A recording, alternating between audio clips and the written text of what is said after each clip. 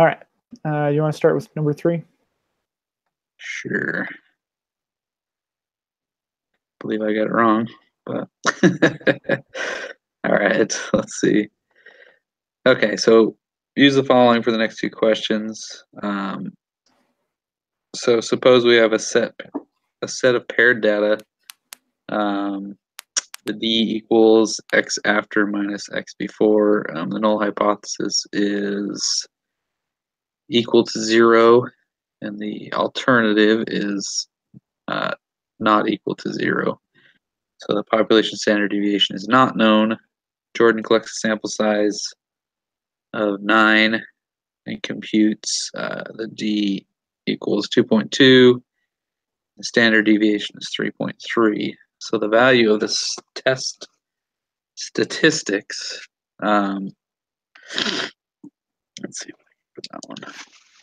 Oh, I did get that one right, because that one was when you did the to get the t, it was 2, because it was 3 or 2.2 minus 0 divided by 3.3 divided by the square root of 9. So that was 2. Yep, that's what I got too. All right. That one was pretty simple. This next one, originally I got wrong, so I don't know if I have it right now, but the probability... What did you put first? I put 0.484, but I'm pretty sure I know what I did wrong. Okay. So the probability of obtaining a test statistic greater than Jordan's test statistic, 0.0403, use this probability to determine the p-value for Jordan's hypothesis test. So I think what I did was I just plugged in 0.0403 in the student's probability curve. And I left it with both tails. So the answer that I'm going with now is 0.081. Okay. Is that what you got? That's because it's just shading to the left of the t, right? Right. So yeah. So we want to make sure that. So you go to the student's probabilities and you type in the t-score. You type that 0.8. So the degrees of freedom is 8. We want to start there, and then we know that the probability of getting a test statistics that's greater than 0.040, or that's greater than his score, is 0.0403. So we're just going to shade to the right. Okay. And type in the area point. What was it? 0.0403. Yeah. And then once we have that area, then his hypothesis was a 2-tailed hypothesis. So we're going to shade the other one, and to 3 decimal points, it's 0.081. So that's how I got that. So you got 0.081. And I'm pretty sure that's right. I don't know, but I think I just went through it too quickly the first time I tried it. Yeah. Because so basically we're saying like we're trying to find the t-score for the area that we already know, and then we'll just find the other half of that to basically give us his hypothesis. Okay. Oh, that's great. So my computer just froze up. Oh. I have lots of problems with my computer lately. Yeah.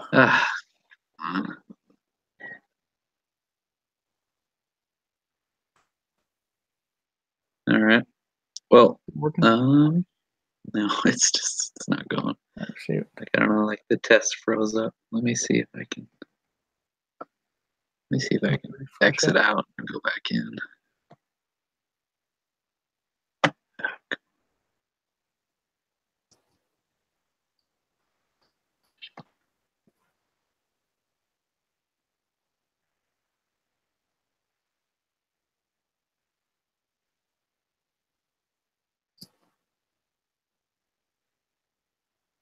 Okay.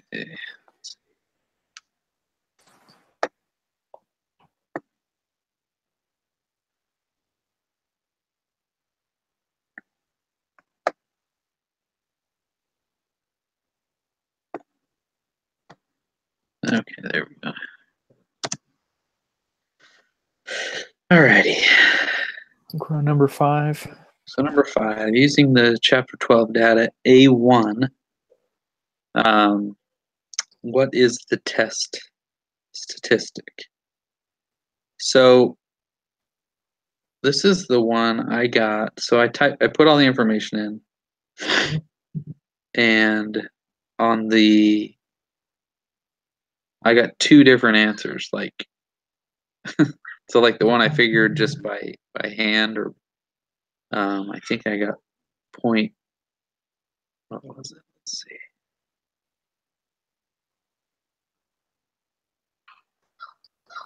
So this one you should be able to use the quantitative inference procedures. Yeah, and that's what I did, and I got. I don't know what. I'm not sure what I did wrong, because I get negative 0.407.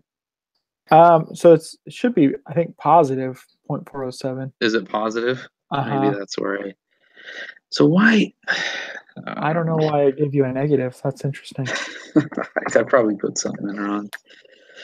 Okay, well, I'll go back and figure that out. But yeah, it's once you plug that in, you'll find the sample mean and divide it by the sample standard deviation over the square root of the sample number, and that'll give you 0.407. I'm trying to figure out. I wonder where I got a negative. Maybe I just put the negative in there by accident, Mm-hmm. and that's why I got it wrong. Yeah, That's probably why. Bump that negative. Yeah. But yeah, I think you're. Other than that, you got it right. Other than being. Then for the p-value, I got 0.689. Okay. Well, when do we cut it in half? Like I can't remember. I was trying to figure out in the video we talked about splitting it in half. Right. So you only split it in half if it's a one-tailed hypothesis. This one is two-tailed. Okay, I got you. Because the alternative hypothesis is not equal to. Okay. Yeah. All right. Okay, so what is the correct decision based on this evidence? And it is we fail to reject it. Yep. Because it's greater than the. Number 8, suppose your alternative hypothesis is instead that the alternative hypothesis is greater than 0, or the mean is greater than 0. What is the correct decision based on this evidence? And it would still be that we have insufficient evidence that the mean of the differences is greater than 0, because even cutting it in half, it would still be greater than, was it 0.01 or 0.1? Yeah, 0.0. Yeah, it'd be like 0.3 something. Mm-hmm. So it's the second one there. All right. So, question 9. So is the sample size greater than DF? Yeah. And when you plug all that information in, the sample size is 22, and the vast difference is. So the sample size is always going to be greater than the degrees of freedom, because you find the degrees of freedom by subtracting 1 from the sample size. Okay. Yeah. So it's the sample size is greater. Mm-hmm. Yep, and that'll always be the case.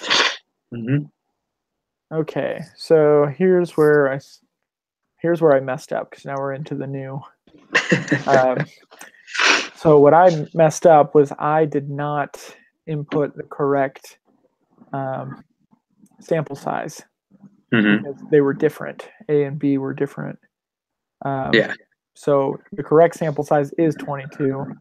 So the p-value then, according to the inference procedures Excel sheet, would be 0.004.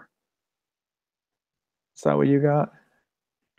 On number 10, the p-value is 0.001. 0.001. Yeah. Okay, and how did you get that? I'm trying to remember. Let me pull up my thing and see what. Okay, so How do I still have it off? let's see. I had to switch it. Which one is it? So is it greater than? Is the type of This test greater one, than? I think it's not equal to. Let's see here. I can't remember because they have to switch it so many times when you're going through the. I know. Okay, yeah. So it's not equal to. Okay, I've got that. And let's see. I thought for sure that changing the number. Yeah, so not equal to, my p-value is 0.001. Oh, I know what I'm doing wrong because I didn't switch the rest of them. Let's see. Hold on a second. I know what I did wrong. Do you? Yeah, because in my Excel, I'm missing 2 numbers. Oh, There it is. Got it right. when you transfer the information over, you didn't. Yeah, so for the mean, I just typed in the average of, and then I just left it for the last for the A Excel sheet, and it only had Okay. 20. Yeah, I got you. Sample I size did the of same 20. thing, then I figured it out. Yeah, dang, that was frustrating. Okay, but that makes me feel better. Okay, so then we're on question. What are we at? 11. 11. We're on 11. Okay. So then, what decision do you make?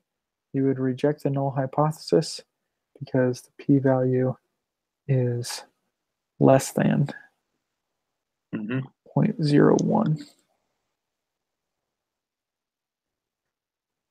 All right, so 12. You decide to try another alternative hypothesis, and this time you use it's greater or less than 0 or greater than 0, and you keep the same level of significance.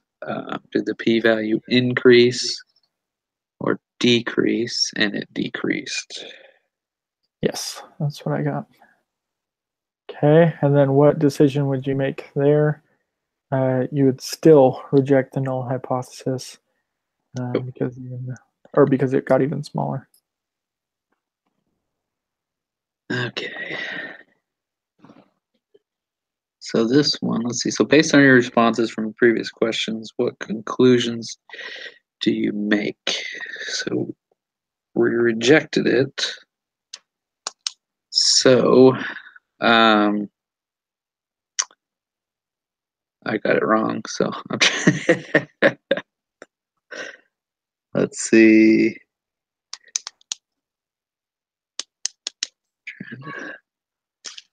So for rejecting the null hypothesis, that means that we can go ahead and say that our alternative hypothesis is correct, which would mean that we would have sufficient evidence that there is a mean difference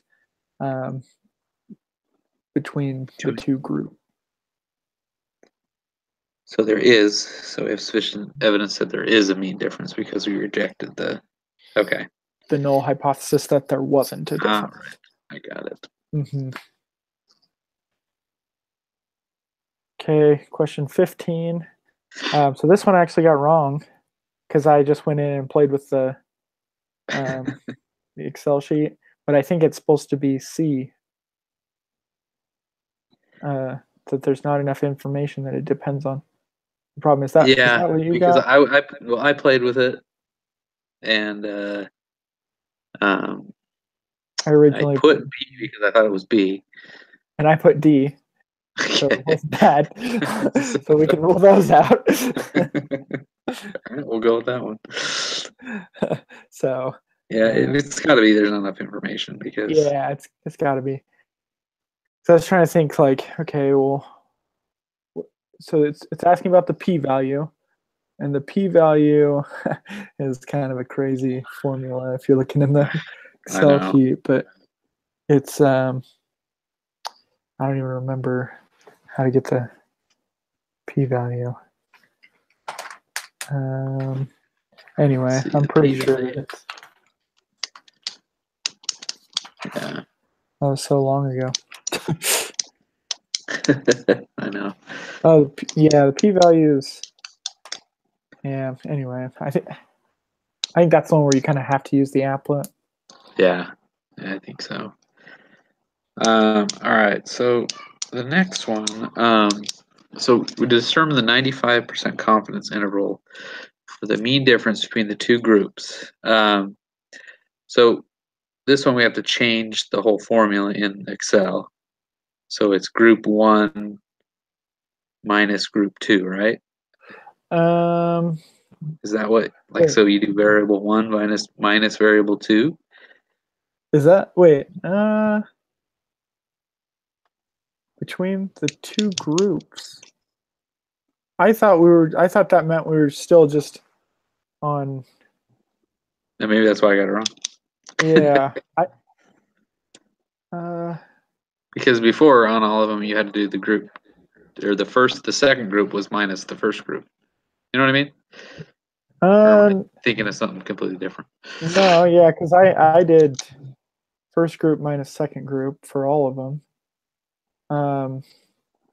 Let's see, how many questions does it say? No, it doesn't say. It doesn't. Oh, next 8 questions. So that would be basically the rest of the questions. Yeah. So we're using, yeah, because it says group 1 minus group 2, and that's what it says in question 6 or the information. Before, yeah, still I the know. same. So it should, anyway, it should but be so the I same. got, yeah, I know. I got 16 and 17 wrong, but then I got 18 and 19 right. Really? So I was super confused. That is confusing. So I think, what did you get for 16? So 16, I got what did I get? I think I just got 0.001. So I went back and looked in the reading. I think it was chapter 10 where we learned about confidence intervals, and the point estimate is supposed to be the mean. So I actually got it wrong because I just had the wrong information, but I'm pretty sure it's supposed to be 11.955. 11.995. Yeah. Before we answer number 17, what did you get for 18 and 19? Because that could confirm. Okay, so 18 and 19. 18, I got 5.303. Okay. And then 19. Wait. 19? I got 18 point. Okay. 19, I got 18.607. Okay. So yeah, so that does confirm. So I'm pretty sure that the point estimate is the mean, because that's what it said. Yeah, that's why I was confused. I was like, I don't like. Is the point estimate is? I couldn't remember it either. That's why I had to go back. Okay. But yeah, so if you're thinking about the confidence interval coefficient, it's basically it's x minus the margin of error, and then comma x plus the margin of error. Oh, okay. So the point estimate would go be back and find it. It's in chapter 10. Okay, all right. Chapter 10 that's the nice thing about the book. It's actually pretty easy to search. Oh yeah, yeah. Yeah, I'm really impressed with their book. I think it's better than like McGraw-Hill and all those. I love the videos. I think the videos really help. My videos don't work on don't on Chrome, and I don't work on on Firefox. I'm just too lazy. So I actually haven't been watching the videos. So you're doing the reading. Yeah, I just yeah, the videos actually help me with a lot. So. Huh. I'll have to maybe watch this. So then the margin of error, I think, would just be if we did basically we would find that by taking the confidence interval, and we could take the lower one and take the mean of 11.95. Wait a minute. I want to make sure I'm doing this right. Yeah, each 21. Okay, yeah. So, hold on. Okay, yeah. So the mean should be D5. Yeah.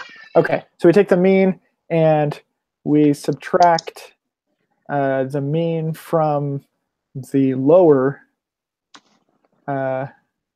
confidence interval. So 11. So you do 11.955 minus 5.303. And then you'd actually take the higher interval and subtract the mean from that. And that'll give you, should be 6.652. Okay. And I can't confirm that that's correct, but I think that's how you do it.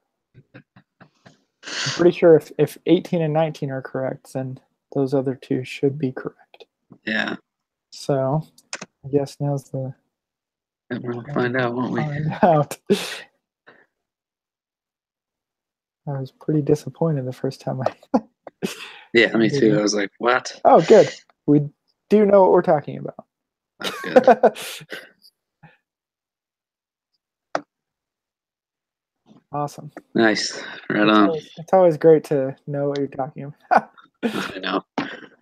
It's frustrating when you hit submit and you're like, ah, crap. Well, I thought I knew how to do it. Yeah. All right. Okay, cool, man. Yeah. I will post this. All right, man. We'll see you on Wednesday. I'll do the link and everything on Wednesday. So.